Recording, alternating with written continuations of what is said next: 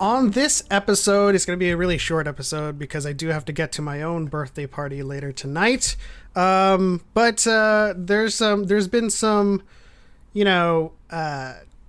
turmoil in the Star Wars fandom with some new ships being tossed out there and clickbait titles that have been, circulating the socials about Boba Fett's starship. And then, of course, the main attraction of this show, Star Wars Visions, is Star Wars ready for anime? We'll talk about this and more on Diet in the Force. Unseen for generations, a Diet in the Force.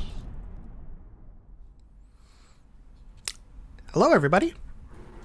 Hello, welcome to another episode of Diet and the Force. Just like Pep said at the opening, it's going to be an exciting conversation. I always like to dispel rumors and whatnot and get into the nitty gritty, but I'm mostly excited for Visions, as are our wonderful guests. Why don't y'all introduce yourself? And I said y'all, so I guess you know who we're starting with. So, hi everybody, my name is It's Victoria, y'all. You can find me on TikTok, Instagram, and Twitter as Victoria Vader 13. And I'm so happy to be here and chat with you guys, so yeah. Yes. And Cal? Hello, I am Cal. Cal4 on pretty much everything, Instagram, YouTube, soon to be Twitch, TikTok, stuff like that. But yeah, super hype for Star Wars and anime. Yeah. Awesome. Let's say hello to the chat. We have lots of people here. Gray, we have, Cal's here also. He's in two places at once. Cart2 Fern too. Drew H. Gray or Fern, according to Carter. Halcyon Marvel, Kenny Carey, Lord Dagovere, the Podwans podcast. We have Aiden Milburn as well. Log Branch, Mabe. Thank you so much for tuning in. When is Element's birthday? It is on Monday, August 23rd. But I have a huge, on my brother's wife's side, I have a huge Chinese family, so everyone's celebrating their birthdays tonight. So I'm kind of squeezing in because nobody wants to celebrate on Monday. What's up, guys? How is you guys' weeks going? Super good. Glad it's Saturday. Yeah. I had an amazing episode of High Ground with Cal this week, so always happy to see people back. And no, it's going good. Just trying to rest up and get ready. Also, beginning my first playthrough of Ghost of Tsushima. So nice. Let's I'm go. excited. Very, very relevant in these times, huh? Indeed, indeed. Well, we've been diving so much into some of the stuff, especially watching the live action what's it called films. It's been making me feel samurai, so I needed to dive in. Yeah, you ever think you guys would want to watch along of Hidden Fortress, the original Kurosawa that inspired Star Wars? Oh, of course. Absolutely. I would love that. Awesome. We'll make that one of the squadron's watch-alongs, and I'll just bring you guys along. If you're not a member, it doesn't matter. I want everyone to see Hidden Fortress. I also want everyone to see Rashomon, which is also a Kurosawa inspiration for Mandalorian. Listen, I mean, we've been seeing Last Jedi, a little bit. Yes, and we've been seeing like, especially when we're gonna talk about visions later on in this episode. We've been seeing a lot of positivity, of course, just instant knee-jerk reactions to the trailer, but we've also been seeing, of course, it's always gonna exist, the negativity, and I can't help but like react to some of these statements saying Star Wars isn't Japanese. And I'm like, it's super Japanese. Yeah. It's inspired by Japanese works. I mean, Kurosawa and then Seven Samurai. Oh, no, I think Rashomon, or was Seven Samurai, that was The Mandalorian, wasn't it? That was the one that was inspired by Seven Samurai? That sounds right. Probably, yeah. But it's interesting to see these kind of like, criticisms of people who claim to be oscillating true fans. Yeah, I mean, it never ceases to amaze me because I love Star Wars, as everyone here and everyone in the chat, and it feels like and it's good to be critical when it comes to your media, but 90% of the criticisms I see hold no water. Like it fundamentally just doesn't make sense, and so it's frustrating. It's something we need to get past. But yeah, I mean, we're always here to help facilitate those conversations. And we do have Vic and Cal here because they are weebs. Yeah. Anime nerds, otaku, so to speak. Victoria just posted some Instagram photos of her as Togarashi. It's incredible. I just want to see Victoria cosplay everyone from My Hero, to be completely honest with you.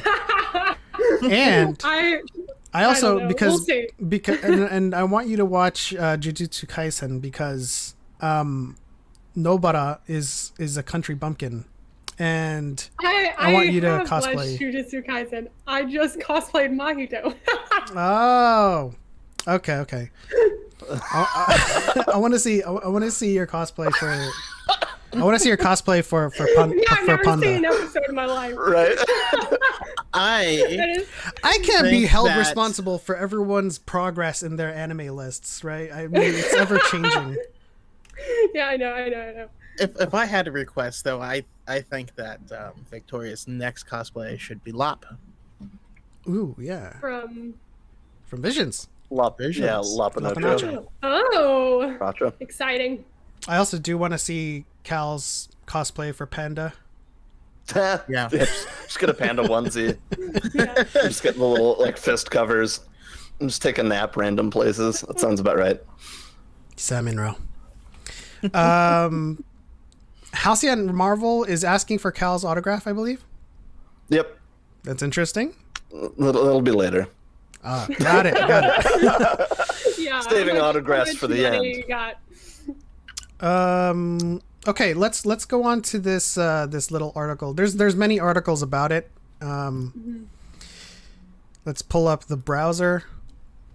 So if Star Wars is going to rename Boba Fett's starship, it probably won't be Fire Sprite. This is one of the more kind of like neutral. I guess neutral articles, but I've been seeing articles across the webs about it actually being a rename. And Choco, I want to first get your kind of take on what's going on. with Oh this? man, this was a crap show. So many people were like, "Oh, so mad about it." It's not a thing. It's not a thing. It's not happening. And to be quite honest, if it did happen, I don't think it would be a big deal. But as far as what these articles are reporting on, basically, some of them were saying that in the Arabesh, on some of these variant covers, it was showing the name of the ship, and that fire spray was on Boba Fett's one. Those have largely stopped because people realize that that's not true. It doesn't say that anywhere in the Arabesh there. I actually translated it myself, and it just says parts of the ship, like sensor array and stabilizing fin and side view, stuff like that. And then the source that it's coming from was not an official source, and it was just someone writing the listings, and like they spelled Valance's name wrong, and like it just felt like someone just tried to put a list together, and it's not even official. It's nothing on Disney. If you go to StarWars.com, you can still find the Slave One on there. It hasn't been changed. I don't know. It doesn't make any sense. Yeah. What do you guys think, Vic, Cal? I find it funny, honestly, that like, you know, the whole Disney's at it again and all that annoying stuff. It's like, no, they're not.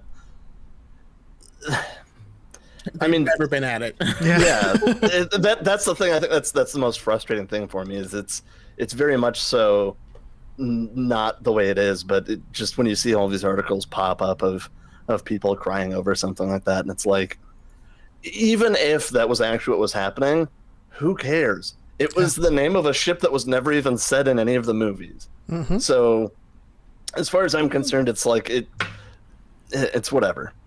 People are attached to some of the weirdest things. Austin, Austin Ware says side view is my favorite part of the ship. Right. Yeah, me too. Absolutely, me too. Yeah, it has been quite sickening to me, the things that people will cling to, and just, I don't know. To me, it's like, if it did change and we're making Star Wars a better world for people, like, is that bad? Like, I would want more people to be Star Wars fans. I want more people to feel happy, and I don't know. I guess it's just, to me, the silliest thing to get upset about. I don't know. I guess it's just been sickening and silly, like the whole thing. Every time this happens, it's always the reactionaries versus the people who actually read the stuff. Yeah. Oh, absolutely. I mean, because Cal's right. It's never been called Slave One on the movies at all. Yeah. It's always been a reference book thing. Mm-hmm. And even then, fire spray is its class. But also, even then, on top of that, fire spray sounds so much better. Right? I was just about to say that. Austin in the chat Like, was saying, like, cool. it's just a cool name for a ship class to begin with. Yeah. And that's totally true. Like, I get that, like, Slave One was just kind of what, you know, it was called and stuff like that. And so if it were changed, they could even spin it in canon to be like Boba Fett wanting to get away from, you know, the concept of being a clone and being a slave to the old, you know, Galactic Republic, and change the ship name for that reason, right? Like, there's a million different ways you could spin it if you need to add a lore background to it, other than just the fact that, like, fire spray sounds cooler and, you know, get away from slavery. Yeah. I would say, though, that, like, fire spray would not work because it is a class ship, right? And so it would there would be no distinction between other fire sprays, but I do love that name. I would if they do rename it, I would just love them in Book of Boba Fett to have Boba Fett just come up to, like, Fennec, and, like, Fennec is like, where's your Slave One? And then Boba Fett's like, I'm not using that name anymore. That was my father's name for the ship. And then he renames it himself. Yeah, another Exactly. easy way to do it. And he names it the Cara Dune. Gosh. The Crowder. Let's not get based on this episode. It's a nostalgia thing, Carter says, that people Totally. don't want to let go of. We're still holding on. Let go. No, I agree, and I understand the sentiment, but there's too many times where, I mean, like I said, there's channels and things that make their money based off of these clicks, these interactions, and so they become rage bait sites where all they want to do is make you mad. It's destroying our community, and that's the part, like changing the name or not. That's the part that's the most upsetting.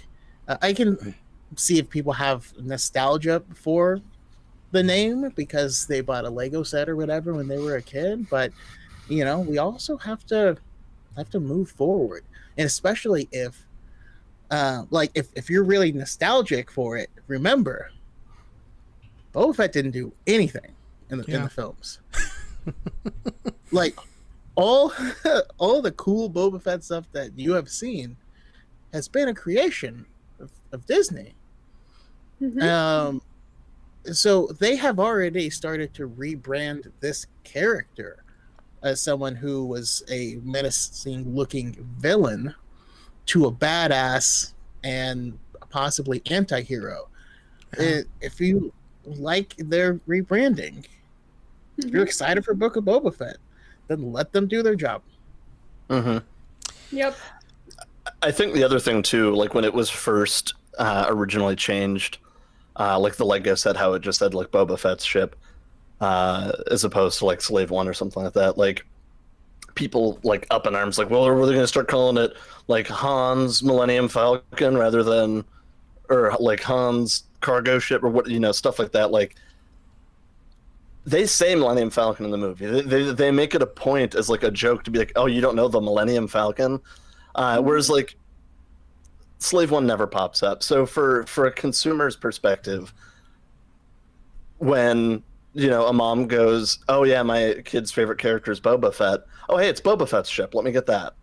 So if it just says Slave One, like they're not gonna know. So it makes sense from a marketing standpoint, which is all that titles on boxes should be anyways, is just get the product into your customer's hand. But then too, it's like, it's not something said in the movies. So it like, sure, you could put it on there, but it makes things more complicated for like the average consumer, which is the larger demographic of people buying Star Wars. So cater to them helps the whole thing grow. Yeah, Vic, did you have something to say?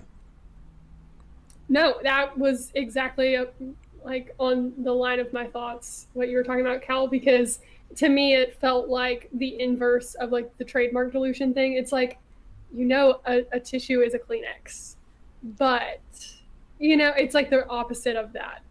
So like not all tissues are Kleenexes, but if you say a Kleenex, people know what you mean. The Millennium Falcon, that is like the name of that ship. I don't know. It's a Corellian 13 something. I don't know what that is, but Boba Fett ship, I know. Absolutely. I guess. Yeah. I mean, yes, I'm a terrible example because I'm a Star Wars fan, but like, I don't know. To me, you wouldn't know if you heard Slave One. Oh, that's Boba Fett's ship. If you are the average consumer, like Cal was saying. Absolutely. I had a friend while watching The Mandalorian. Every time a new Mandalorian popped up, like, oh, it's a Boba Fett, and it's like, yeah. I mean, like that name has become something that people know with that look because it is very iconic. So when you can tie the two very easily together with that, it just makes sense, and it doesn't hurt anything. There is also the marketing angle that you bring up as well. Well, first of all, shout out to Kiosco Hecho. He's my boy. Calls me Stay. That is I don't know. It's a gag, but welcome to Corellia Coffee Works. Thank you for tuning in. The marketing angle is something to be looked at as well, because there was a lot of reactionaries too about the Last Jedi marketing with Anakin's lightsaber being called Rey lightsaber, the Last Jedi, and it wasn't like a try at rebranding it as Rey's lightsaber. It was simply a marketing thing where, hey, Mom, I want Rey's lightsaber from The Last Jedi. And you would put Rey lightsaber, and then you would get that. At the time, that was the lightsaber she used in The Last Jedi. No, yeah. Like the Google search analytics. You have to tag what it is in the most popular current media. Mm-hmm. I don't know. It just, whatever. People are so. And then additionally, if you, in Legos, you wanted to get General Grievous's ship, it wouldn't be called Solus 1. It's called Grievous's ship. And that's the Marauder was called the Bad Batch's attack shuttle, I believe. Yeah. I didn't even know the name of it until like the last few episodes where they're talking about, hey, we need to get back to the Marauder. I'm like, oh yeah, that is his name. They go back and it's just a guy there with swords, and you're like, they just jump on his back, take off into space. Speaking of Grievous, though, just for people who are here and taking notes and just happen to be, competing in the trivia rush next week. Just Grievous. Pay attention to all things Grievous. If you want to watch the prequels again over the next week, you can. Just pay attention to Grievous. There's something about him there. Choco? Back to you, Cough, Choco. cough, subtle hint. yeah, no, it's it would be a grievous like dereliction if you did not make note of it. That was good.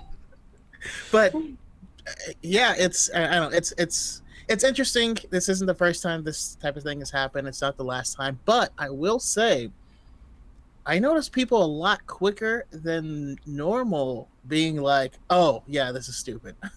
Yeah. So I didn't make a video on it like I was going to, because most people were like, "Oh, well, that's the class of ship," like, and it doesn't say it.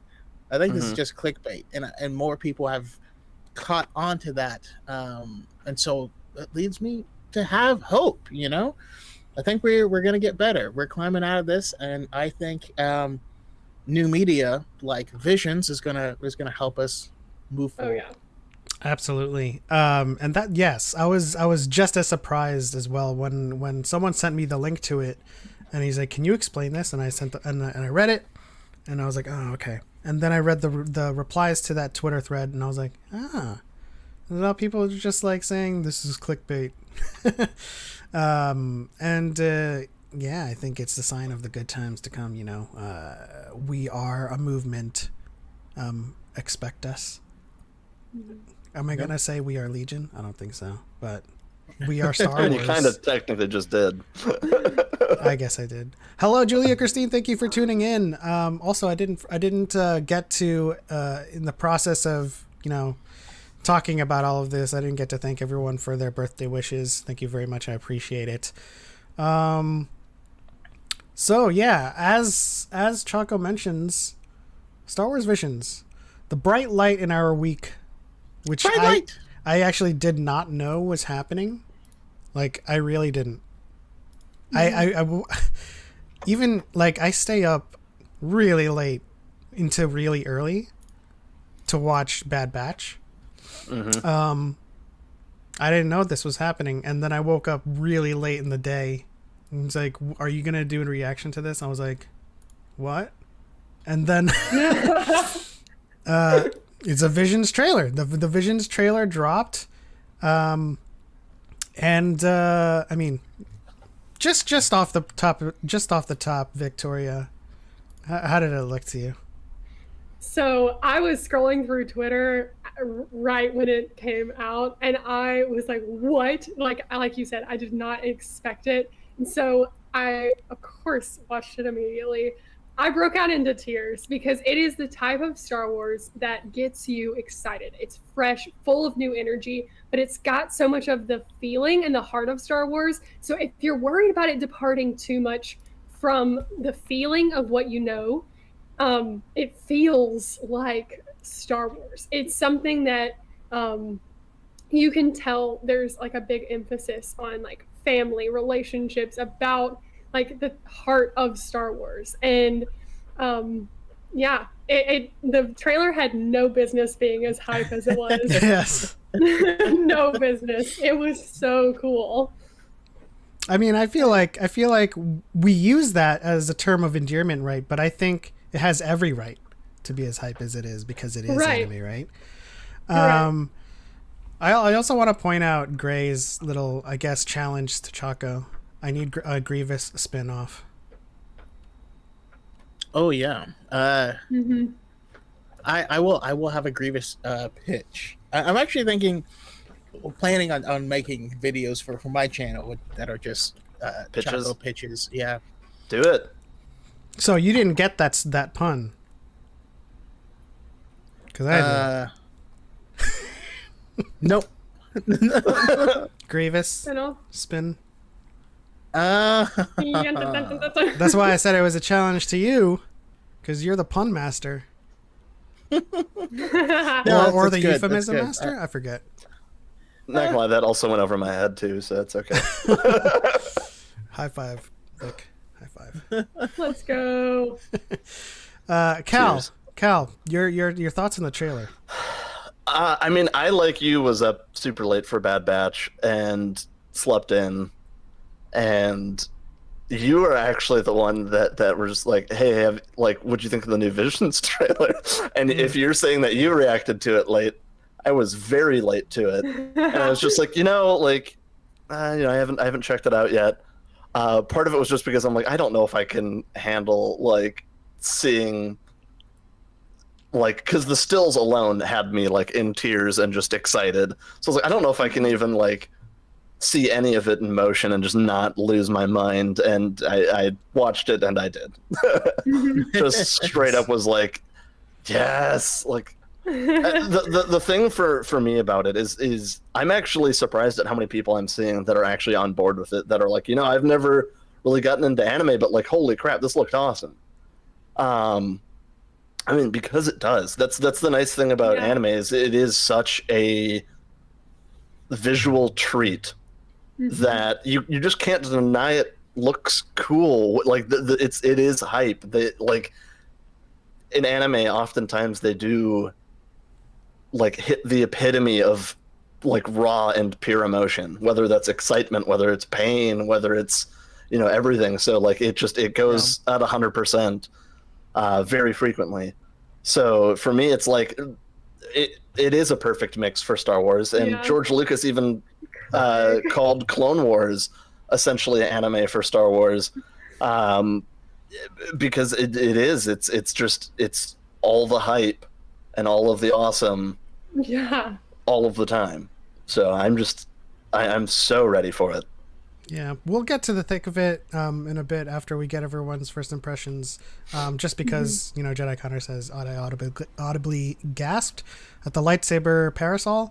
I did as well in my reaction. I was just like, "What is going on here? This is like level 5. This is level 5 upgraded.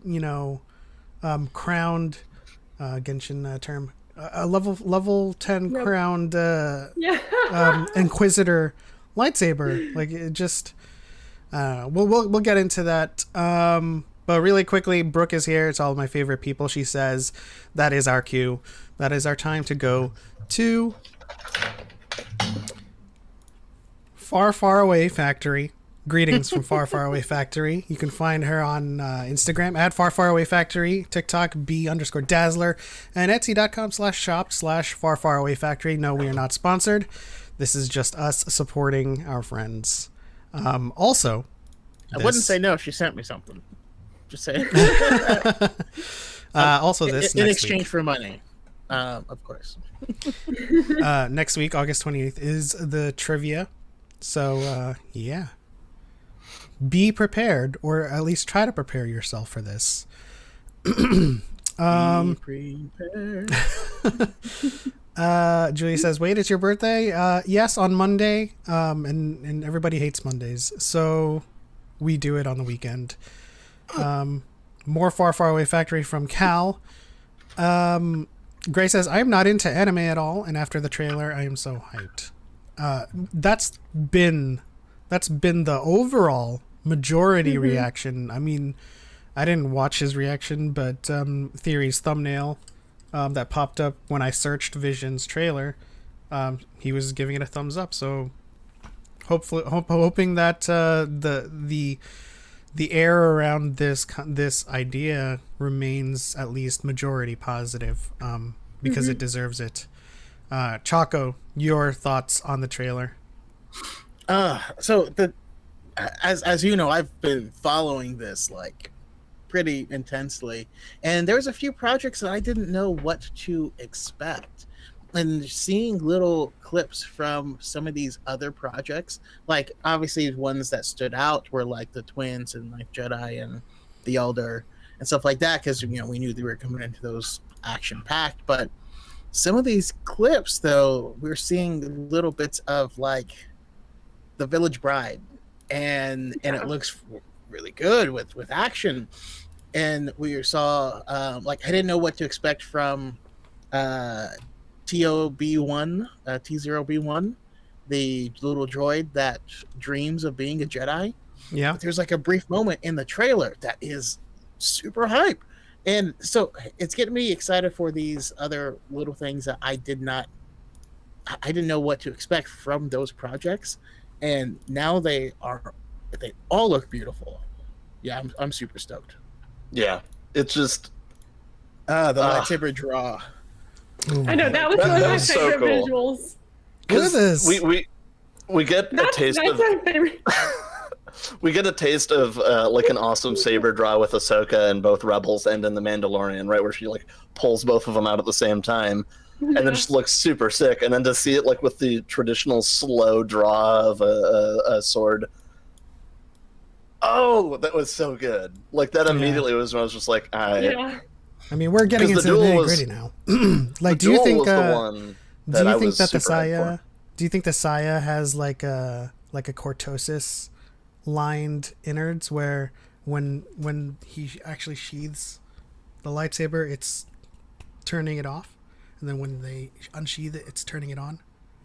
I don't think so, because I don't think that they would pull that detail out, but I'm gonna headcanon it that way. For sure. Thank you so much to Brooke, who transferred $2 of ramen. Much appreciated. Again, you all are invited to Star Wars Celebration, where we are going to have a ramen party, and Victoria's gonna slurp ramen like not Like a Shoto. or Shoto. Yeah. So everyone's invited to that ramen party. Shoto is the soba, but you get It's the same thing. You know? Are you pour the soba into the stock or dip? Are you a dip? For soba, you're supposed to pour. No, there's some people that I was not the dip. Yeah, there's some people that will incorrectly pour the sauce into the soba. I think you're laughing because you've done it. Around you. Yeah. Oh no. Tigayo. Hey, listen, I'm from like country bumpkin, in the middle of nowhere. Nobody knows how to properly eat that stuff. You have to learn. So it's not a big deal. I learned now. This right here. Oh goodness! I did headbutt. say Shoto. Yes, she did say Shoto. Kiosco Heicho. Gatekeeping soba now. That's not what I'm trying to do. Can you guys see the video? Eat it however you want. Old man wants a smooch. I legitimately eat spaghetti with chopsticks sometimes because I don't know, it just feels good. Yeah. This is who we want you to cosplay, Vic. I love that. You give Oh me my the hardest gosh. things to do. That is the coolest moment. Oh, I think she's a new waifu, to be completely honest with you. She's the one that actually gives us our May the Force be with you in Japanese. She's wearing the mask, and I think she's unmasked here, but Force totomo ni aran koto. So if you ever want to say that in Japanese to someone and just completely confuse the hell out of them, do it. But is there anything you guys want me to scan to in this trailer that you want to talk about? Because I can. So Or one of the want to moments, let me leave it playing and then you can I pause? would say leave it playing, and we can kind of chime in personally. Yeah. I was gonna say I watched your TikTok explaining how to say "May the Force be with you" in Japanese, and I'm learning very slowly with this accent, but learning. So one of these days, It's difficult because it is very monophonetic. So there is no like different pronunciation for their alphabet. So like with English, there's like all kinds of like different O's, long O, short O, but like in Japanese, it's just O. And if they want to make it long, it's just two O characters. So O, but they don't say O. They just say O or an OU. And then that would be O. So the characters are put together to make the sounds versus making one letter have potentially 6 different sounds, which is, more efficient, to say the least, which makes English a little bit, dumb in comparison. In comparison, I'm not saying English is bad, basically, there's not any spelling bees over there. It's clumsy. There are people who compete to read kanji because it is very difficult.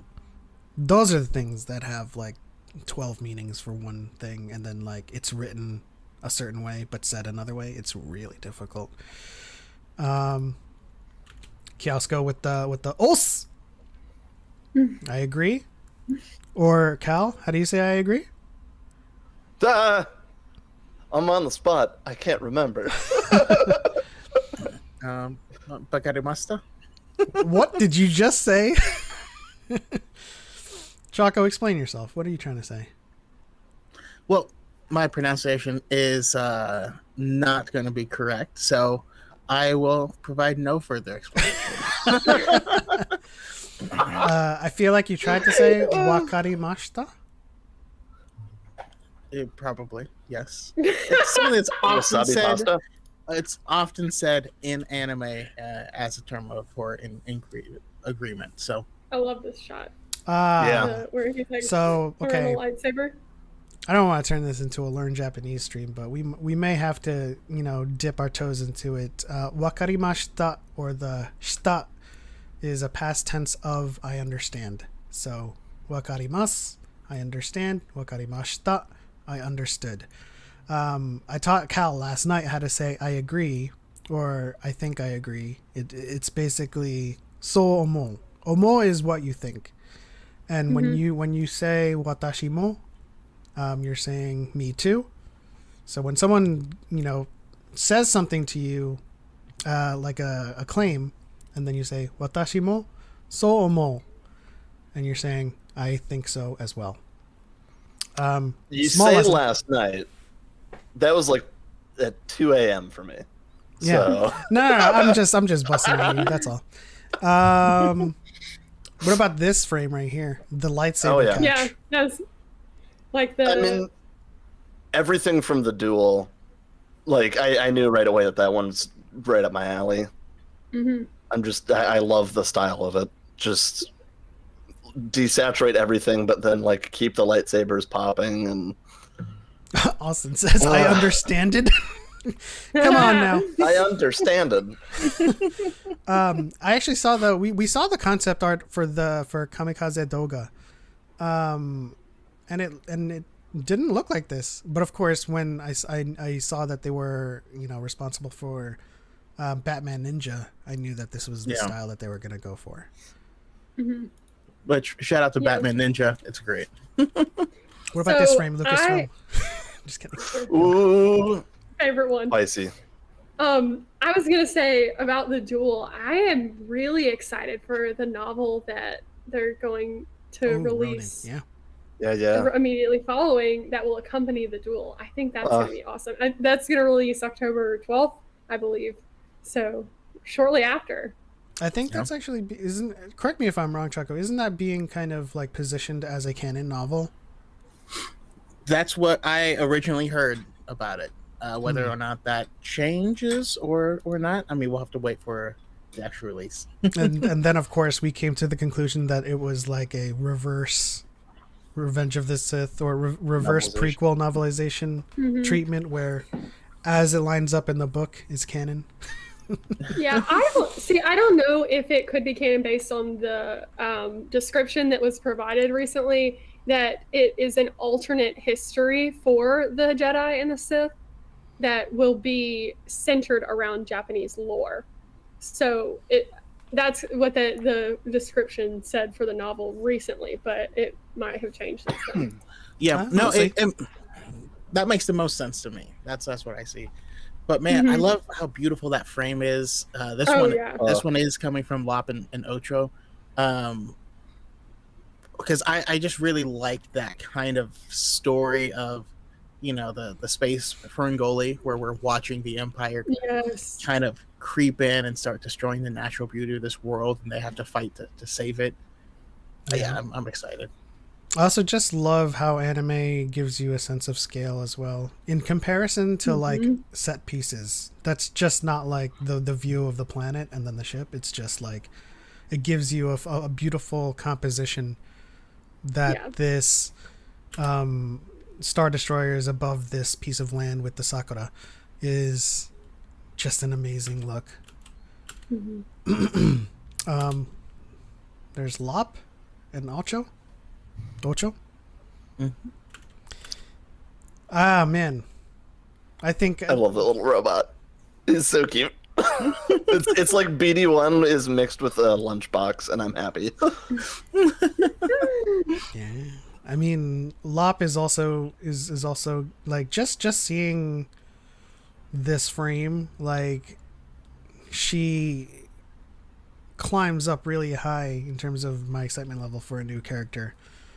And we need more alien-based stuff. You know what I mean? Yeah.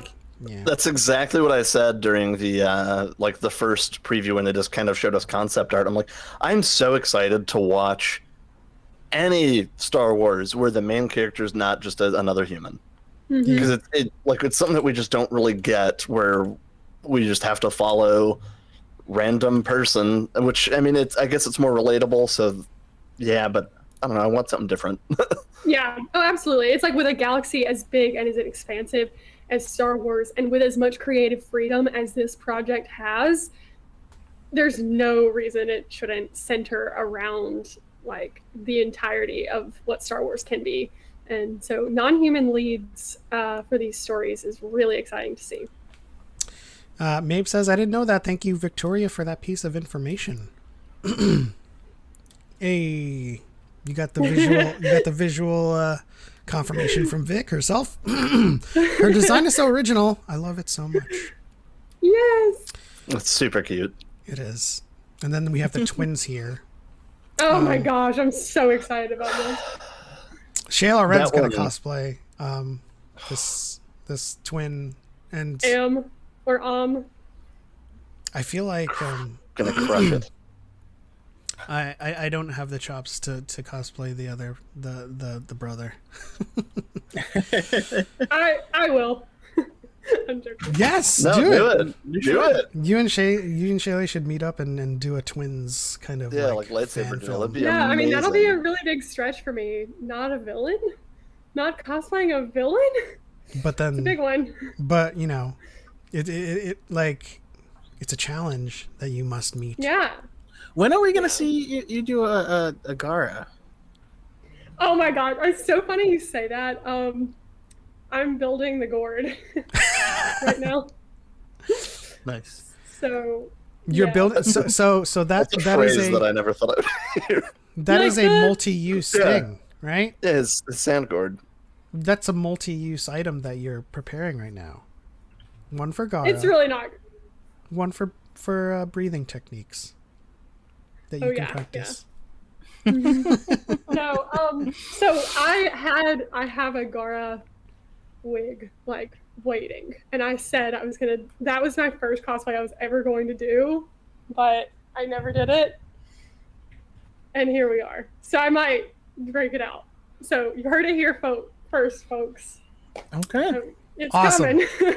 You're gonna have to get really good at writing love backwards. Oh, absolutely! Like it's gonna be funny. 13 strokes is what they said. Like it's like 13 different things is what I read. So I anyway, have no idea about that. I'm not on that level. Oh man, just beast moding, That's grabbing the amazing. shot. I love it. Who I mean, is I lo- though? Who is though? Because the village bride here is not, unless she's doing it with her mind. Of course, we don't need the hands to wave to do things. But is that her or is it someone else? Framing leads me to believe it's someone else, and they're gonna pan. There's someone who's left of them. And then of course it looks like it's her, right? Oh. Doing it. Mhm. Yeah, it looks like it's her. Mhm. I just love the look at this. Oh my goodness. This is an absolutely non-consequential frame. But look at the colors, look how bright it is, look at the framing of it, like this is It what gives me- happens. It gives me the same energy as like going from like the Call of Duty, the Gears of War, like all of that like brown, gray, drab video game landscape, and all of a sudden Nintendo's like, but look what we have, Breath of the Wild, Mario, and it's just like, oh, color, yes, finally. Yeah. And it feels that way so much for me too, because it's like The Mandalorian, loved it, but it falls into more of like the Western side where there's a lot of like the browns, grays, tans, stuff like that, and then we get Visions that's just like explosion, and it's like, Oh, yeah. like you I was can't look gonna- at it and not be like that's just gorgeous. I was gonna say, like, in like literature, I find myself often drawn to like romantic poetry or romantic ideas.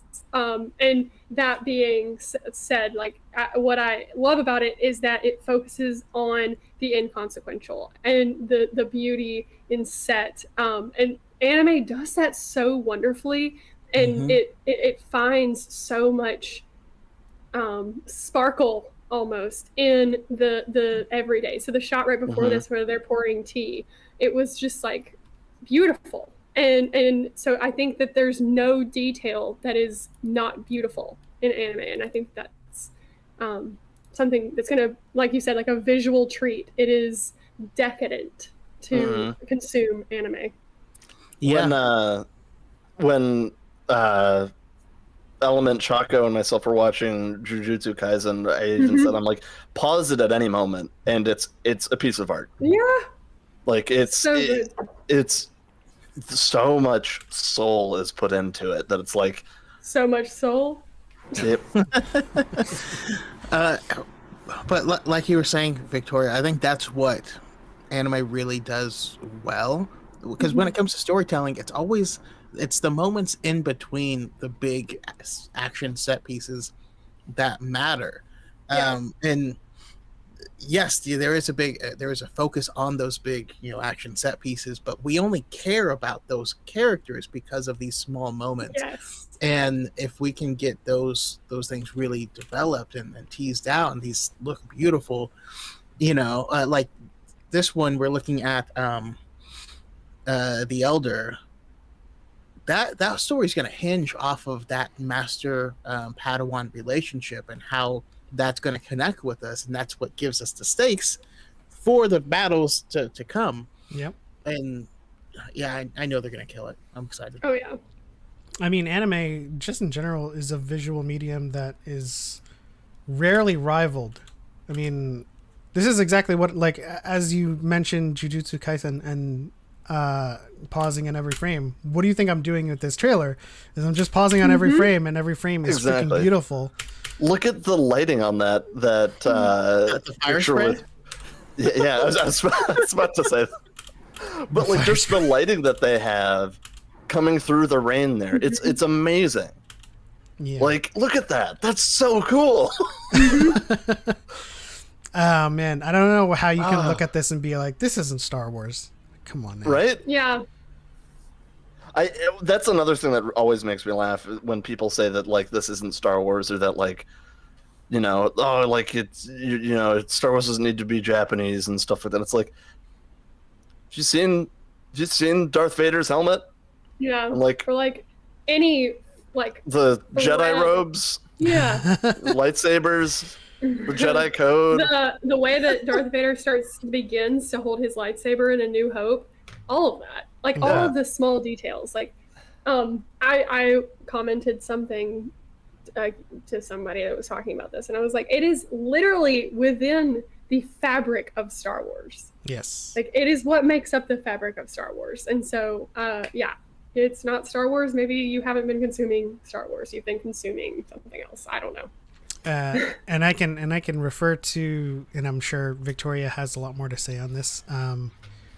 That Vader's helmet is in fact based on a kabuto without horns.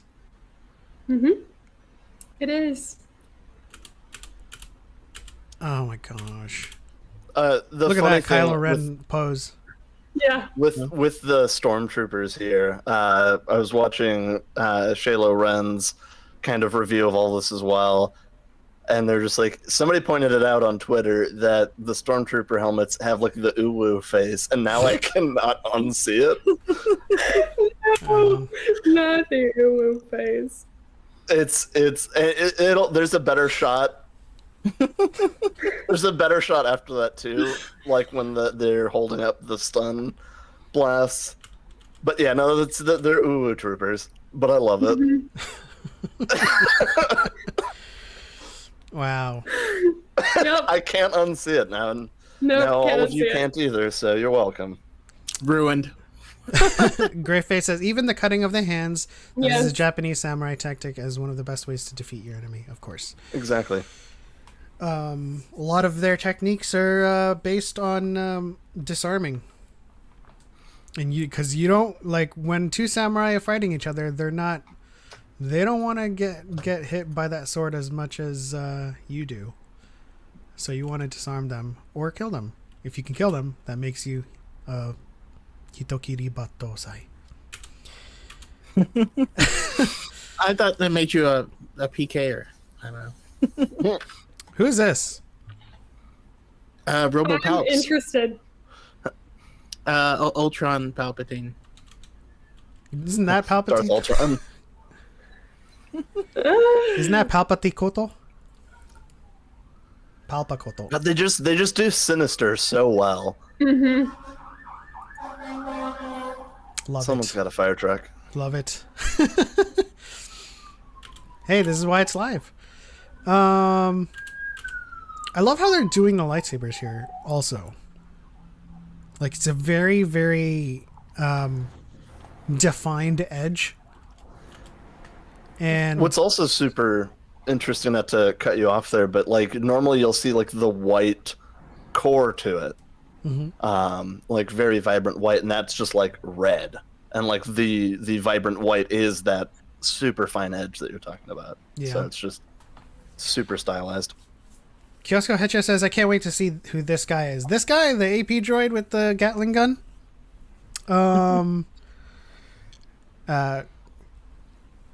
Phrase, or I will shoot you all. Where's Chopper? I picture him. I mean, in the latest issue of the High Republic Adventures, we have the droid that just is like really polite. That's what Jabba's gang, and I picture it being something like that, very polite but pretty murderous. Oh man, and this was the that- parasol. Oh, so cool. It is so hype. This is just As I'm doing this, frame by frame, everything is art. Just the way they're portraying this spinning action. Unbelievable. But I will say, you guys, when I looked up lightsaber umbrellas do exist on oddgifts.com. I have seen them. Like the little, yeah. Really? My biggest thing is Like they're not that collapsible. No, they're not. They're not. I throw mine in a laptop bag, so I you guys are in just- California. You don't even have to worry about it. Right. Mm-hmm. It's been raining all week here. Yeah, it's raining right now. Really? Oh yeah. I mean, it does rain here, guys. You're being a little bit extreme. Like one, 2 times a year. Yeah, September 22nd for Visions. That's right before mine and Choco's birthday. Oh, Yes. snap. Are we going to have a birthday party watch along? I think we Please? should. Choco's like, no. He's like, no. I don't have full It's like- control over what happens to me during those time periods. So, my That sounded suggestive. Yeah, right. I don't have control of what happens to me. Save me. It's the one day that I don't have a say. If I don't respond. pineapple. No. Oklahoma. No, I just mean, you know, we with the family and the wife, you know, I can't make certain plans on some days, you know, not without clearance.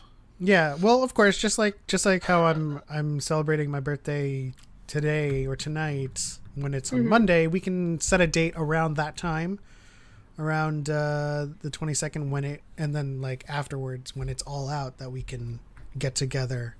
It doesn't have to be on the day of when everyone has plans, because I'm sure Vic has plans with her partner as well. So we can, you know, plan it out, have a watch along for one of these titles or even multiple. It doesn't really matter. That'd be kind of cool. And we can include everyone else in the server as well if you guys are interested. I made the first lightsaber umbrella as a kid when I took a Lego lightsaber and put the umbrella top piece on it. I guess that's the emoji for tada. Yeah. No big deal. Oh, Well, they stole your idea, man. I mean, yeah, you got to get that But, movie like, check. Was I couldn't have been the only kid that has like theorized engineering different lightsaber configurations and things like that. Like I feel like everybody's done that. Yeah. I always thought of like taking a lightsaber and hooking it up to something that spun fast enough to where you could use it as a shield.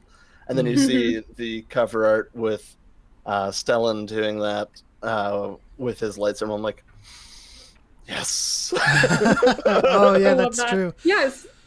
Speaking of things that you can do with a lightsaber, so I know this is not probably a lightsaber, but what do you think it is that comes from the twins' chest and then wraps around the lightsaber blade? Do you think that's some sort of whip? Yeah, I believe it. It's a light whip. We'll get to that frame here soon to talk Very about it. soon. But yeah, like That was cool to me. I feel like because we have in the High Republic, and I want to talk about this frame too because I feel like this one may have some roots in High Republic with the animals that they used in Elfrona, and then something similar here. It's just bringing me back to Light of the Jedi, that rescue scene when they were riding those creatures. Just what so that frame, man. I didn't even mean to pause it there. Just so expressive. So let me get to that frame that you want to look at. This just looks that was so just crazy. cool. Was that the like chopper looking droid with the straw hat firing off like a salvo of missiles? It might have been. That's what it looked like. And if that's the case, Yes. Yep. Yep. oh boy, I love that. There's nothing that I love more than a droid that is just a Murking weapon. people.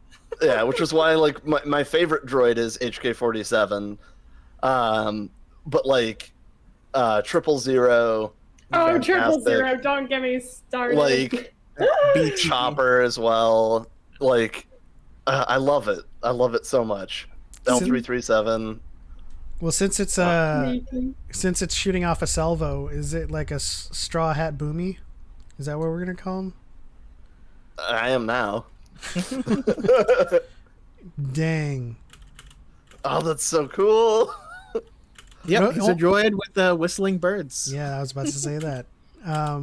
Man, hold on, Jesus, I missed that frame so much.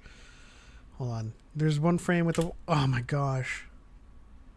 I just love the flat color, like matte scheme here.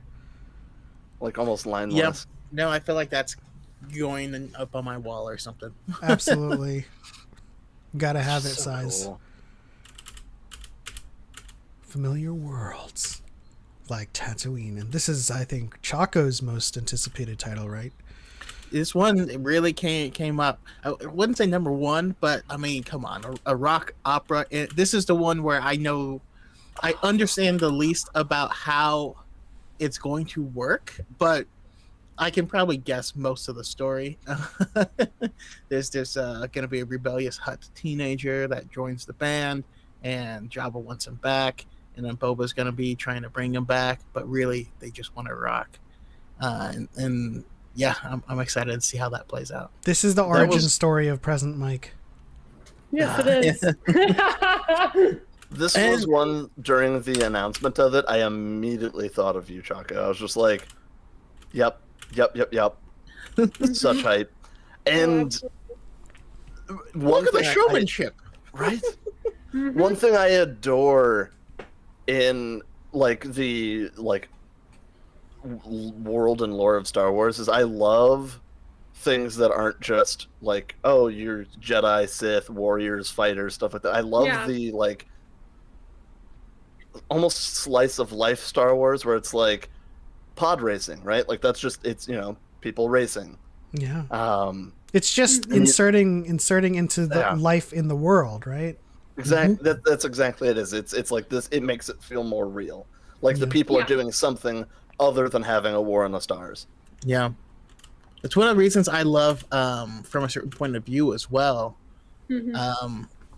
Just because you're jumping into these different perspectives. There's one where they were just run a restaurant on Cloud City, and that's my favorite. Lando's like, hey, so I need you to cook for Vader and some stormtroopers or whatever. And they're like, are you serious? And it's just like a slice of life of just like, imagine you have to cook dinner for Darth Vader, and you're like, do I poison him? Like, what is he eat? Does he eat? Is it all liquid? Nobody's. Do we blend it? I don't have enough data here. Speaking of which, do you think they ate at that scene? Like they sat down and like. Anyways, this scene here, like it really hit me because the preview just showed the concepts of the character being designed, and I was like, oh, okay, so Astro Boy, gotcha. But they didn't show any of how it would function, at least during the show. And seeing the little clips we have here of T0B1, just I don't know, it just looks so great. Yeah. Look at the determination.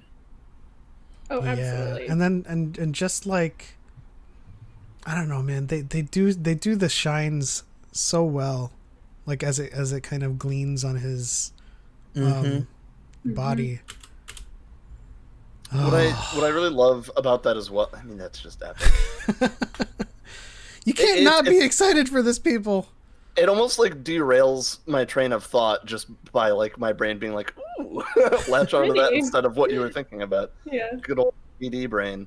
But no, to kind of add to what you were saying, like we don't often really get to see the emotion of a droid. we kind of get it a little bit, and it's usually through the puppeteering work and stuff like that, and it's still always done very well, but getting to actually see that, like, yeah, no, like, droids are characters, and they're, as much a character as other people are, so stuff like that is just super exciting for me. Man. That, That's a desktop wallpaper right there. yeah, it is. I mean, everything is. Yeah, Like, look at the sound. Like the. Like sound waves. Yeah.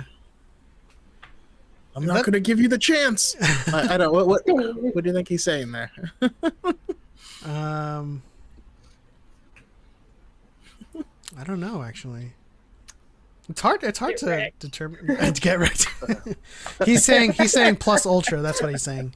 That is plus ultra. He's saying he's saying Tatooine smash. Yeah, there you go. You beat me to it. I was thinking smash, but I'm like, No, it's gotta be in front of that. No, it's gotta be way more like obscure, like than Tatooine. It's gotta be like, I don't know. But Tatooine is obscure to the galaxy. Yeah. It's just not obscure to us, which it's like Texas Smash. Or like it's Delaware Smash. It's the planet, right? So it'd be like Mos Espa. Mos Espa smash.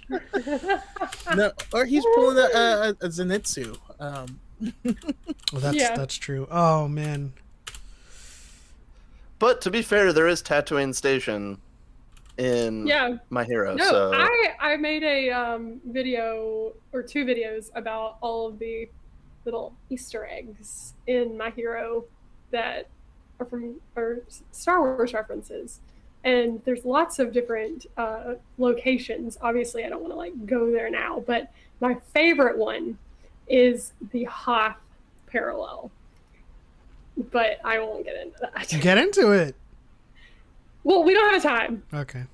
Okay, well, we have the time. So Hozu City is like the Empire Strikes Back Hoth moment, and that is when we see our League of Villains and like the power of Shigaraki begin to rise.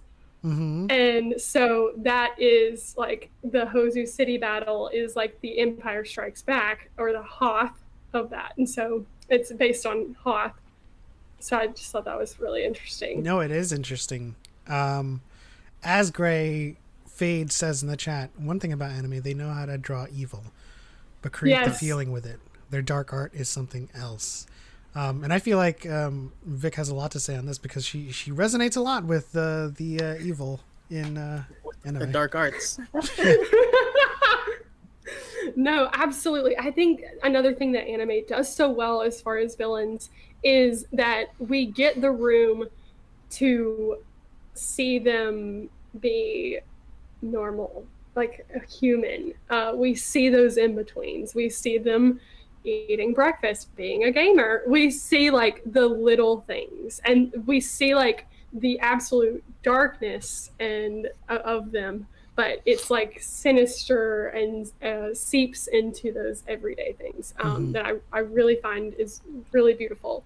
But yeah, I think anime does villains so wonderfully. And especially in a world like Star Wars where we have such impactful villains. We have the Darth Vader within the Star Wars universe, the villain. And so I think anime has a really amazing way to meet that standard within Star Wars in a really impactful way. I think part of what makes anime like really good in that regard is that they're very good at showing momentary shocks in characters' faces, whereas like, you know, when we're looking at the Bad Batch and then Omega says something and Crosshair shows a little bit of remorse, like we have to almost kind of glean it from his expression. But anime, more often than not, almost all the time actually, when a protagonist says something that really irks the villain, there's a quick, you know, frame on the villain's face and they go and then like they do that a lot to kind of signal that they've been kind of, you know, perturbed by their statement. And I want to jump in on that because that was such a good point. Because like romantic poetry, so like the setting is impacted by the emotional state of our characters. And anime does that so well. Like the setting changes with emotional moments. And that's something so beautiful about anime, particularly like in villainy, that is really amazing. But yeah. I'm sorry I interrupted. Oh no, not. But also anime can really raise the impact of moments by how they play with time, the timing of a moment.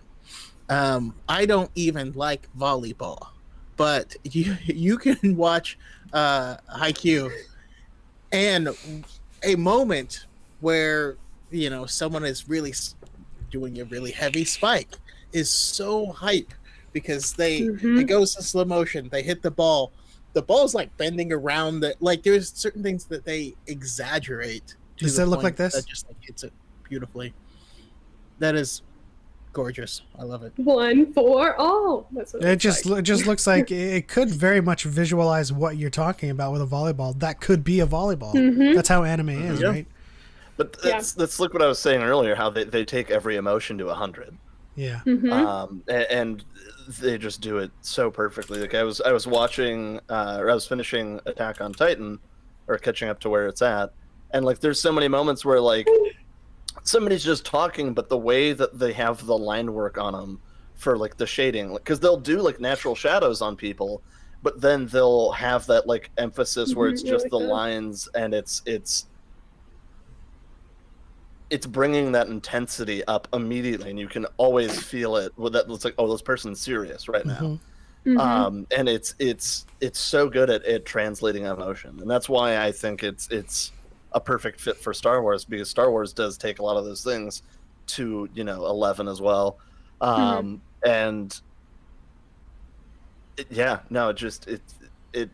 it's gorgeous to feel all of it. It goes to what Choco says a lot about, books being the better part of Star Wars, because you get so much from the characters in terms of monologues and inner dialogues, and anime doesn't shy away from that in its mediums. You will get inner dialogue, you will get inner visualizations like inner Sakura in Naruto, or you will just get exposition from their mind. And it works because they've always done this.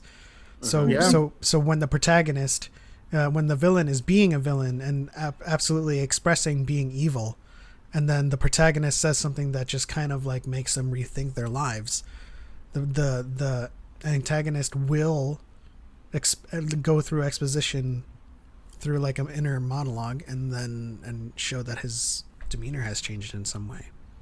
Yeah, I mean, it could be an inner monologue. It could do a quick flashback to a moment, and then it comes back to the present, and we see that change. But yeah, you mentioning the inner monologue just reminded me of my favorite one of Naruto going, "I have no idea what's going on, but I'll pretend I do." Yeah, I love it. What's up, Lore? I guess you retracted that message. Okay. Moving on, this frame is just... I love this. When they talked about twins, I actually started crying because, as you guys know, me and my sister are best friends. We're very, very close, and to hear a story that's a brother and sister at odds like that, and like one trying to save the other, like it just hit me right in the soul, and I was just like, this is hitting me as like a what if for Luke and Leia, right? Because they were twins. Exactly. Right. I mean, and that was kind of the idea. And like Laura says in the chat, did anyone else notice that the twins, Am and Kar, were grown in vats by Sith eternal cultists? So we do know that this story is taking place after episode 9. And they are twins born of the dark side, as opposed to Luke and Leia being twins born of the light side.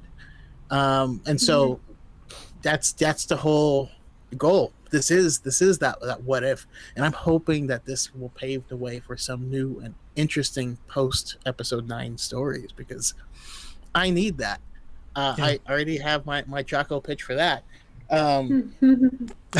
Yeah, basically, I want Kreia to be brought to canon, but post episode 9. And, That'd be awesome. And so, Rey, in whatever new order she builds, is going to have to deal with someone who thinks that the Force itself is the problem. And I think we can go some interesting places.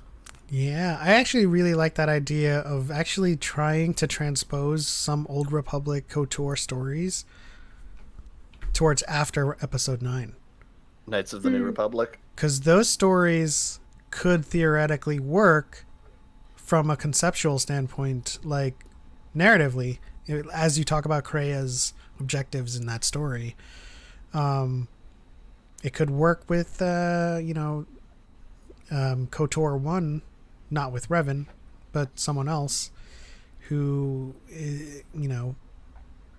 has turned to the dark side and then had to be mind wiped and then, go through all of this stuff, just like all of these politics that usually are set within the time frame of the Old Republic would be set in a time frame where it's a little bit more liberating to tell some new angles of the story. Nico Goki Wei says, I love you guys. We love you too. Thank you for tuning in. Yes, thank you. Lore says, Gundam is basically the Star Wars of the anime world, Legend of the Galactic Heroes as well. Gundam is very, very close to Star Wars, but just in general, like in the grander scheme of things. But there's a lot of Gundam, so I also like, hold on, let me go back to that. I also like how in this depiction in this frame, before I don't want to go back again, but before this happens, the lightning that they're shooting at each other, or the energy they're shooting at each other, was actually wrapping around instead of clashing, like wrapping around each other, which I thought was an awesome kind of touch. And that's like bringing it back to sibling kerfuffles. Yeah. Even when you're trying to lash out at the other person, it is still never to like actually attack them. It's to like help them or have them help you and stuff like that. So yeah, it's just stuff like that it is hyper poetic to me and legitimately just Is that a kyber crystal? Looks like it. Yeah, it looks like it. Just So Or it's cool. just a soul stone from Skyrim. It's a pop rock. Just a big one. just how And then when it pops, expressive it can Yeah. get. well, I mean, because let's be real, the sheer determination it would take to shove a crystal through your sternum. Yeah, it's gonna be that intensity of emotion to be able to do that and like do it for power and not just to like. Yeah, no, it's Yeah.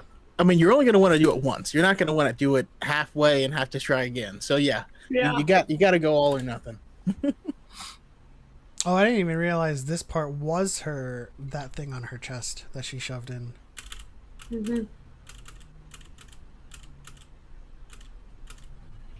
Okay, so then we have like force tendrils that are coming out of her body. Unlimited power. Now, Darth Xana in Legends used to be able to conjure dark side tendrils from another plane of existence.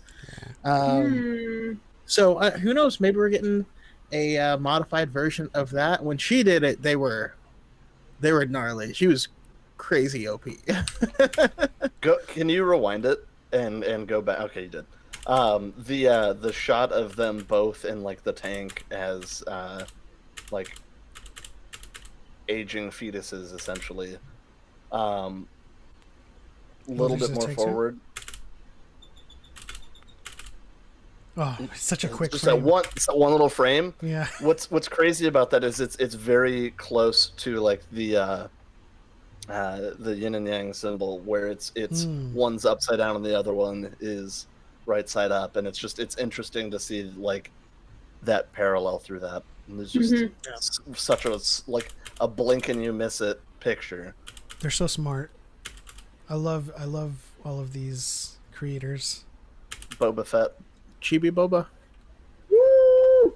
I feel like it's gonna be weird to hear Tamora Morrison's voice come out of that art style Boba. Yeah. I think it's gonna match. Yeah. I think it's universal in nature. No, I'm just picturing it. You know what I mean? Like just by looking at the cute artwork, and then It's like, possibly. Who is this? He's no good to me dead. I can't see who that is. yeah, I That can either. looks like the person that was fighting the Elder. I think. Well, they've got Jedi robes. That is a Jedi. It actually looks like Stellan Geos. Right. Oh man. Ugh. I mean, there was a reason on the original DYAD episode that I had the duel as my background for that, which I think I even still have. There's Available. Kiosko Hecho's frame, as he says, the sniper shot. Aha. Is he sniping the ship? Or is that just like a cut between two things? I mean, you never know. Of course, we have to have the slicing. Oh, is our Rhapsody rock singer gonna get a lightsaber? Is that his destiny? Mm-hmm. Maybe could very well be a force sensitive person who is deciding not to walk that path. We had a famous Wayseeker that became a singing sensation on Alderaan. Maybe this is no, that's in the past. But it's still. like Ezra's first lightsabers dual function as a blaster. Maybe his dual functions as a microphone. Yeah. Yeah. And maybe there's I someone love else it. that plays the guitar for their attacks. I love it. Oh man. Yeah, like Jujutsu Kaisen. Yep. What's up, Grey Fade? Is this true Sith lightning? Doesn't that take years? Someone was like, "Oh no, like Palpatine meditated for years atop a mountain before he could do lightning," and I was like, "What? Who said that?" I mean, it sounds beautiful, but no. Well, that is Yeah, lightning. I just love his just nasty, malicious face. Mm-hmm. It's a requirement, right? And it's just Yeah. like that. It's so good. Also, his Well, Luigi. Right? also his Force whack. katana lightsaber. Yeah. It's like the dark saber. It's very canted to one side, and the natural handguard, the natural. As a scissor, Yeah. Yep. that just looks amazing. Hey, Mm-hmm. does that mean that Toby-Wan is gonna get like a gold upgrade suit? Yeah. Who knows? I mean, maybe that's Dr. Fate. He just made an appearance. I don't know. Chibi Boba flying. It looks so good. Yeah. It looks Chibi so Boba. good because like you can just see like the unwavering determination in it. It's Mm-hmm. ah, Oh man, this is Production IG's Ninth Jedi. I also love that lightsaber color. That it's like almost ethereal. Yeah, it almost That's looks that- opaque that too. Like translucent. Yeah. Yeah. Like very. it looks like a Sotor lightsaber crystal. Exactly. And of course, it's also katana-like, single-edged, or dark saber-like. That's a super small detail, but I love that when she hops off, she's running in place on the ice because it's slick until Yeah. her feet catch grip. Like it's so good. Mm-hmm.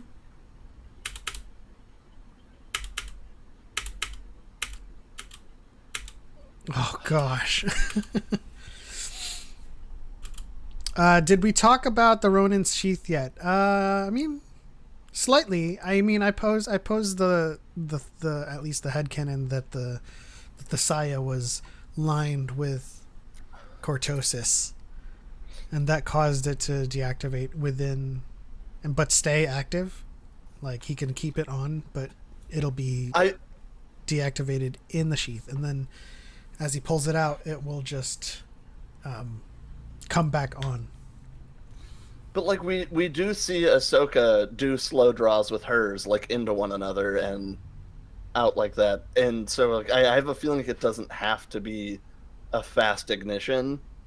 So it could be that it is igniting at the same rate that he's pulling it out, and he's just that smooth that it's like a perfect transition. That's how I kind of saw it, because especially in I took a sword training class that was like adjacent to kendo, that was kundo, and that was very heavily emphasized was the purpose, the speed, and honestly the style of a slow draw of the sword, because in those moments, in those battles, like your sword is usually passed down through your family and is very like gorgeous, really, and so like that could be the last time that sword is drawn. So like you know, it's Draw it well. Yeah, draw it well Bask in with it. purpose, and and so for that that's all that is for me, is it's just that but with a lightsaber, and I'm like, yeah, I love it. X Core Gamer Shield says, is it Cortosis or Beskar? If we're going off of my interpretation, Cortosis would work better, because if you are sheathing an active lightsaber into Beskar, eventually it would melt. Or funnier, when you activate it, it launches the hilt. I would say, canonically speaking, if it were cortosis, when it shorts out the lightsaber wouldn't be able to turn back on for a few minutes. At least as we saw how cortosis interacted with the lightsabers in the second Thrawn book, Thrawn Alliances. Yeah, because it causes like a feedback loop that shorts out the saber. I'm thinking about aligning the saber itself would not come in contact with, just like how a Saya actually does function. Like just holds the sword and like the sword itself does not rest on the sheath. So there would be like a cortosis field inside of it, so that it wouldn't allow that kind of current to go in, but it wouldn't make contact with the hilt or the blade itself. I'm sure we can have something in there. I thought it was just like a long battery that it's hooked into, and then he does like the slow draw out of it, but that way he always has a charge with it. Unlike Anakin. I figured it was holding like a hoagie, like he has a submarine sandwich in there, and then got little snack bags. It's got some peanuts. Mabe asks, is lightning a Sith thing or a Palpatine thing? It's a dark side thing. Yeah.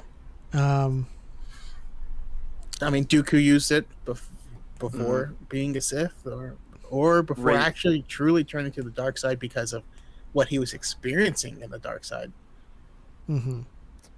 Rey used it out of tapping into her emotions and frustration. Yes. So yeah, it is definitely a heavy dark side. So we have a couple of things here.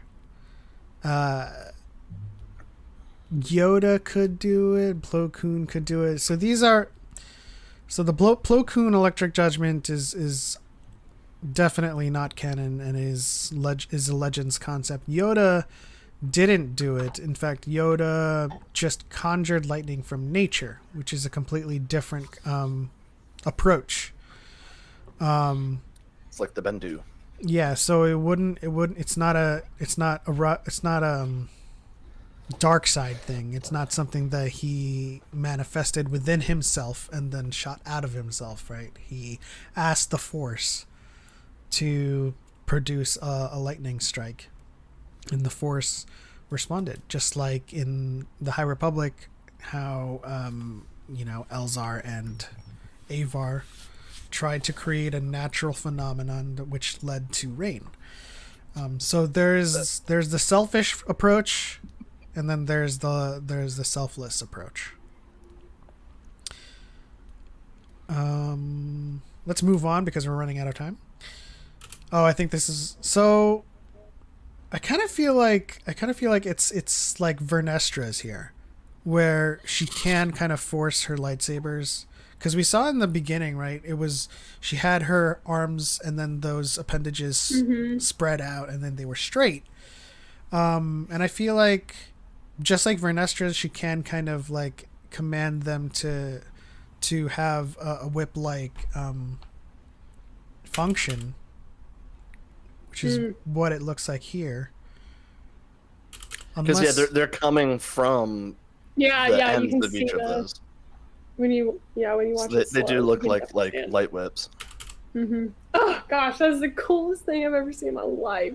So she's got 2 straight sabers, and then the 4 appendages out of her suit is Light whips. oh my gosh. Yeah.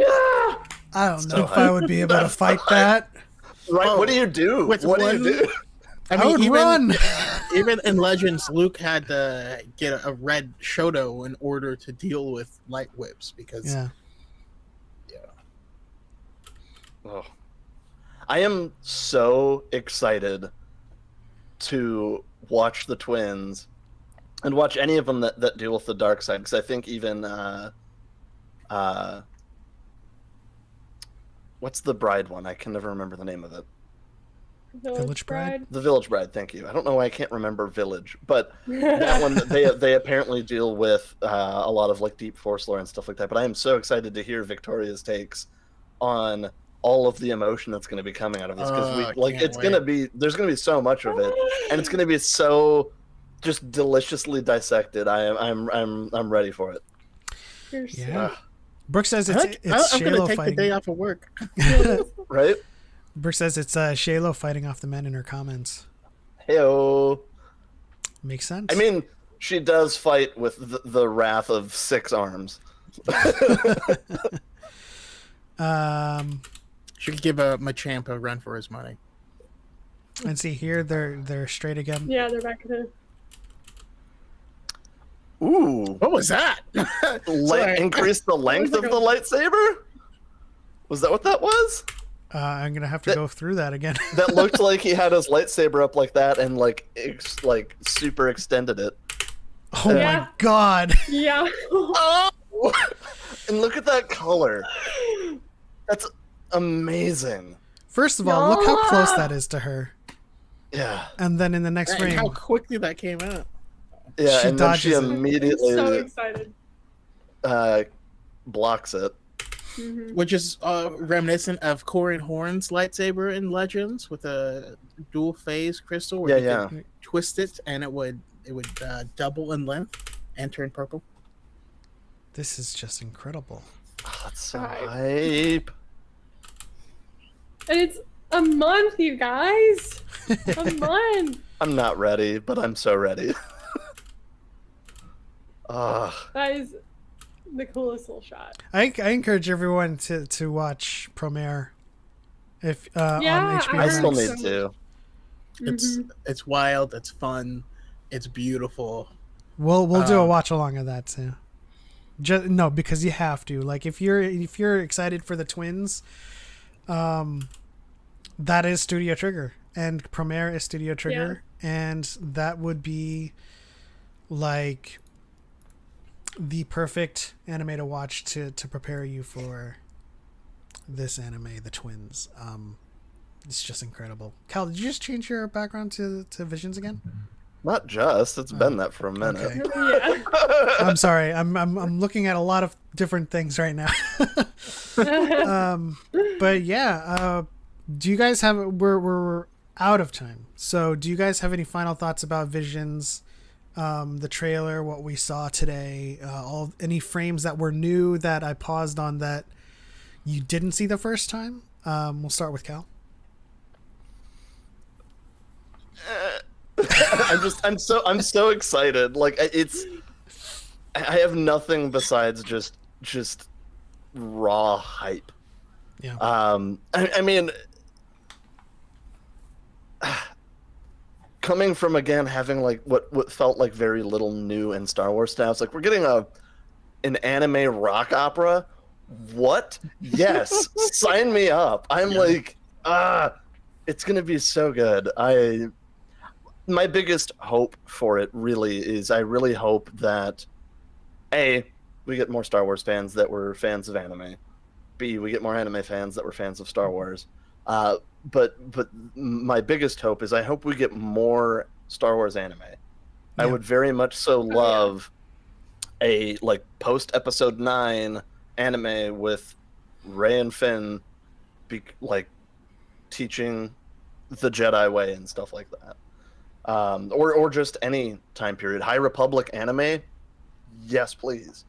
And I hope that this does well and is well received enough to where we can just get more, because this is my candy right here. I am so excited. Absolutely. And any closing thoughts, Cal? No. I mean, just watch it when it comes out. Give it a chance. Take it for what it is, and just let's get more Star Wars. Yeah. Of course. Vic, closing thoughts and thoughts about, visions. Yeah. I was just going to say that this being an anthology, like created by such a vast array of amazing artists, is so exciting to me, and it brings so much fresh energy to Star Wars. But like at the heart of like what we know already of Star Wars, like collaboration is part of the fabric of Star Wars, and that's when Star Wars is at its best. Like being as big of a Darth Vader fan as I am, like I think the story will resonate, is that like George Lucas had this vision for what Darth Vader was, and then bringing the concept and the script to Ralph McQuarrie, and Ralph McQuarrie asked, but how does he breathe?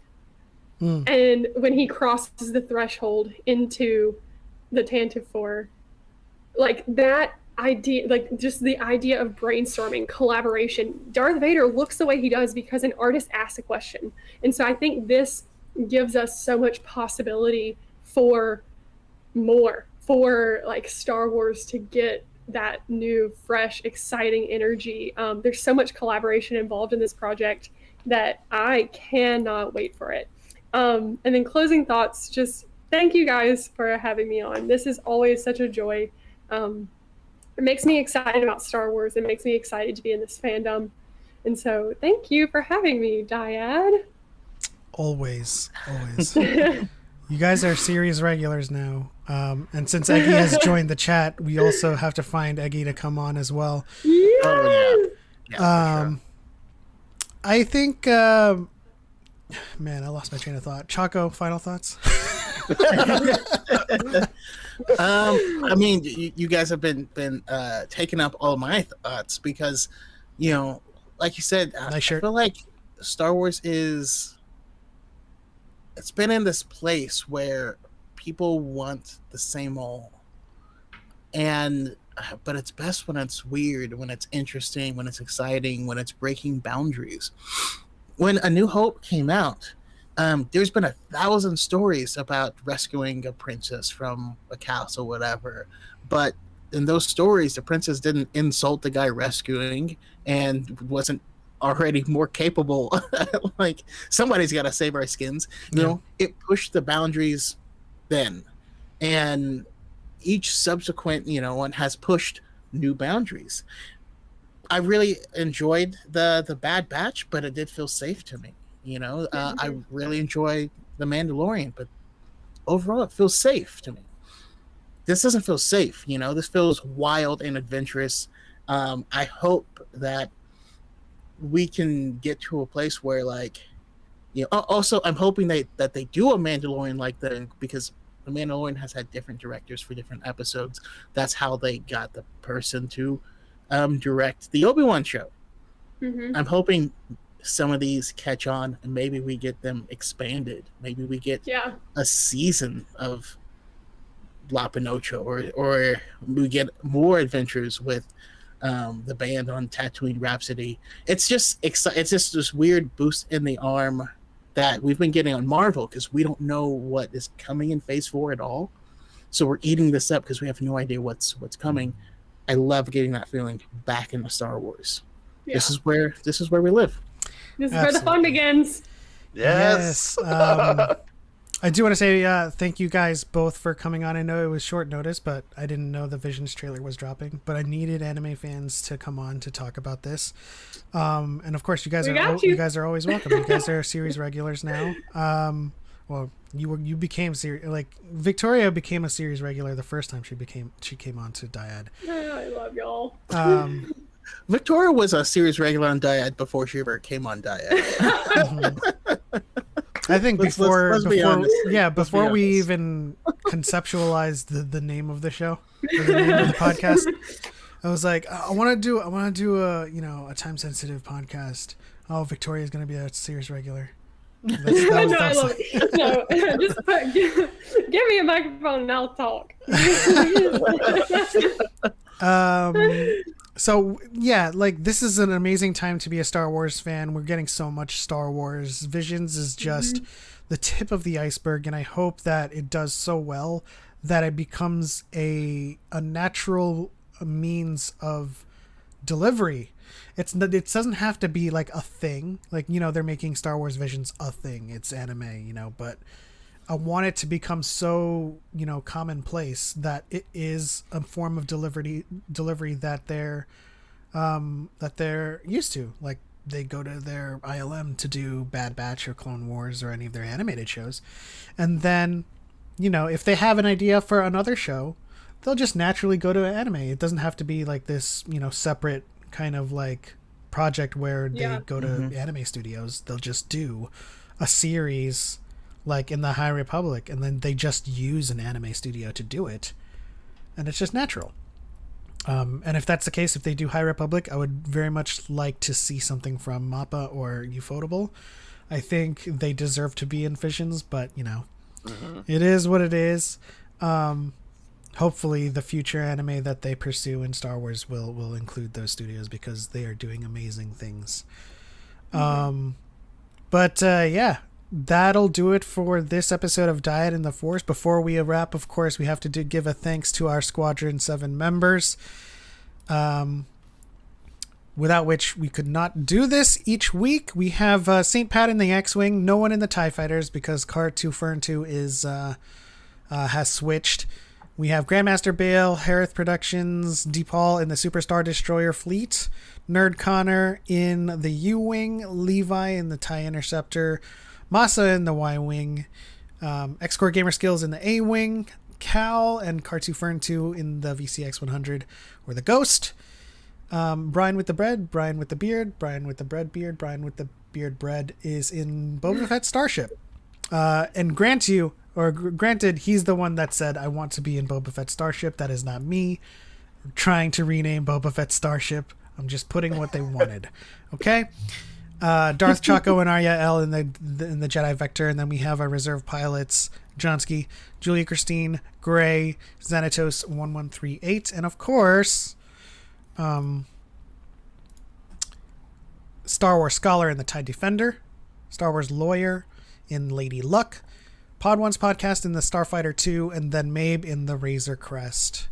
And there is our Squadron 7 members. Thank you so much for your support. Wait, I'm in the Razor Crest. Yeah, to see, because I'm sorry. All right, that's the end. On to the next one.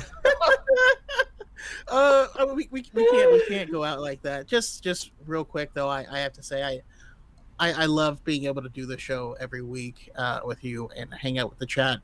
I love that this is a different show than the High Ground, with a different vibe. I love how many pilots we've been getting, and the support means all the world. Like there's times where our goal was to help build a community, and we've been seeing that form and grow, and like it's just super exciting, and I know it's a lot of fun to be part of that. And this, if we can keep growing at like this rate, I don't know, man. Star Wars Celebration is going to be lit this year, and I can't wait to like go out there and chill with everyone. So, I mean, we might have to rent out a floor, or as I was saying like before, like a whole villa, like Airbnb a villa.